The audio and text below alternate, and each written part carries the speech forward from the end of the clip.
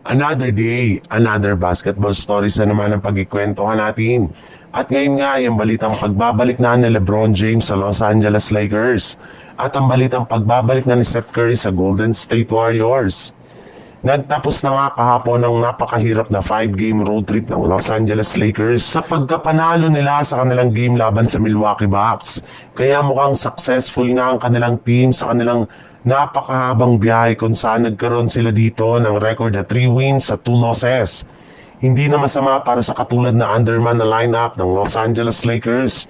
Kaya babalik na nga sila ngayon sa lugar ng Los Angeles para sa kanilang next game kontra naman sa Utah Jazz sa darating na November 19. And guess what? Yun ang pirma na coach JJ Redick na dito na nga gagawin ni LeBron James ang kanyang pagbabalik sa lineup ng Lakers at ang kanilang debut game ngayong season. Makalipas ang ilang linggo niyang pagre-recover. Kaya maging ang ilang mga players nga ng Lakers ay hindi na rin naman nga makapaghintay sa paglalarong muli ni LeBron. Mismong si Luka Doncic na nga nagsabi na hindi na nga siya makapaghintay sa pagbabalik ni LeBron sa kanilang lineup na siyang magpapalakas pang lalo sa kanilang team ngayong season.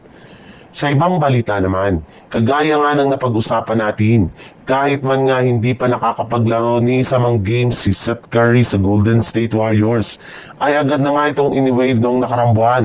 At ito nga ay dahil isa lamang ang training camp contract ang kanyang pinirmahan. Para nga sa inyong kaalaman, hindi na nga sapat ang kanilang cap space ngayon para ilagay si Seth Curry sa kanilang official lineup. At kapag ginawa nga nila yan ngayon ay magkakaroon nga sila ng luxury tax na siyang pinapataw ng NBA kapag lumagpas sila sa cap space na inilaan lamang ng liga sa bawat kupunan.